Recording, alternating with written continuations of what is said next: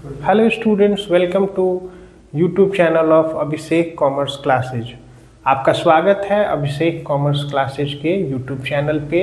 आज हम एक नए टॉपिक पे बात करेंगे। उस टॉपिक का नाम है जर्नल एंट्रीज।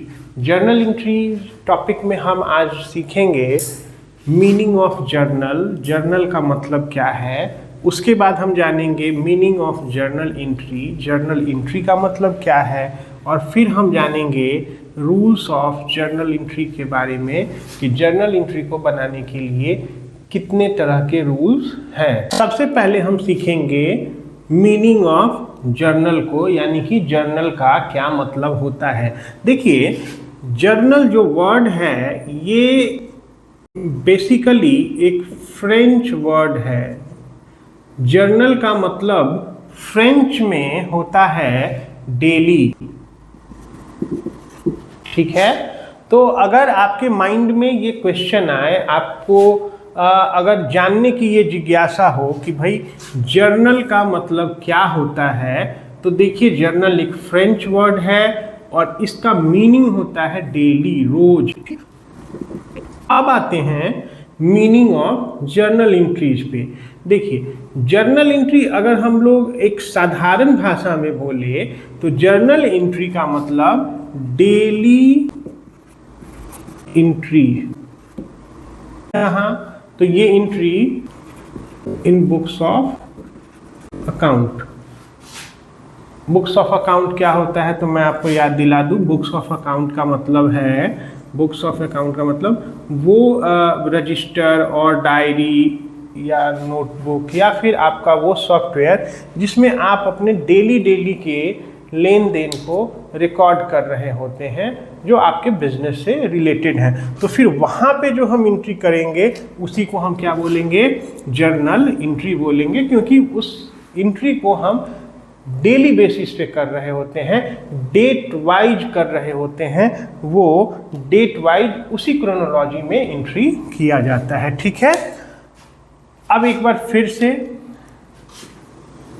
जर्नल एंट्री का मतलब क्या, तो रिकॉर्डिंग ऑफ डेली ट्रांजैक्शंस और recording of business transaction in books of account according to date is known as journal entry. तो ये मैंने बहुत साधारण शब्द में समझाने का प्रयास किया आप सबों को कि जर्नल एंट्री का मतलब कि बिजनेस के ट्रांजैक्शन को बुक्स ऑफ अकाउंट में नोट करना डेट वाइज, उसी को हम क्या बोलेंगे, जर्नल एंट्री बोलेंगे, ठीक है। अब आते हैं रूल्स ऑफ जर्नल एंट्री पे। आखिर जर्नल एंट्री करने के लिए कोई रूल है? जी बिल्कुल, जर्नल एंट्री करने के लिए रूल्स हैं और दो तरह के रूल्स हैं। एक रूल जो बहुत पहले से आ रहा है और एक रूल जो बाद में आया।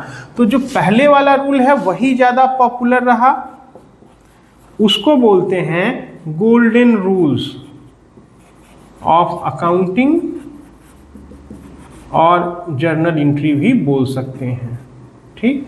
और एक दूसरा रूल आया जिसको हम लोग American approach for journal entry और मॉडर्न अप्रोच भी बोलते हैं। दोनों में अंतर क्या है, एक एक करके समझेंगे दोनों रूल्स के बारे में, तो फिर दोनों का अंतर भी हम समझ जाएंगे। गोल्डन रूल्स के अनुसार आपके बुक्स ऑफ अकाउंट में जितने भी तरह के अकाउंट्स होंगे, जैसे एक वीडियो में पीछे मैं लिंक भी डाल दूंगा, एक वीडियो में हम समझने का प्रयास किए थे कि अकाउंट मतलब क्या होता है, ठीक। तो अकाउंट का मतलब आप वहां से सीख सकते हो। अब जितने तरह के अकाउंट्स होंगे उनको कैटेगराइज किया गया है गोल्डन रूल्स के मुताबिक 3 पार्ट्स में।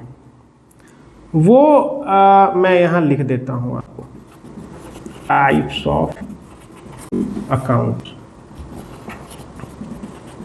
Real account, nominal account personal account, ठीक। मॉडर्न अप्रोच के अनुसार आपके अकाउंट्स को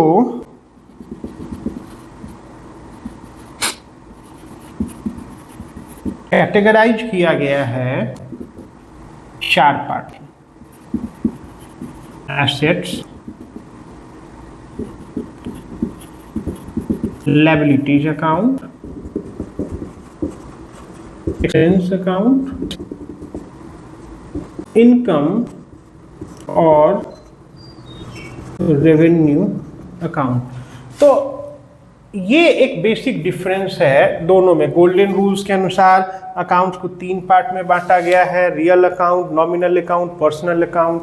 मॉडर्न अप्रोच और modern rules for journal entry के अनुसार इन्हें 4 पार्ट्स में अकाउंट्स को इन्होंने कैटेगराइज किया: assets account, liabilities account, expense account, income और रेवेन्यू अकाउंट।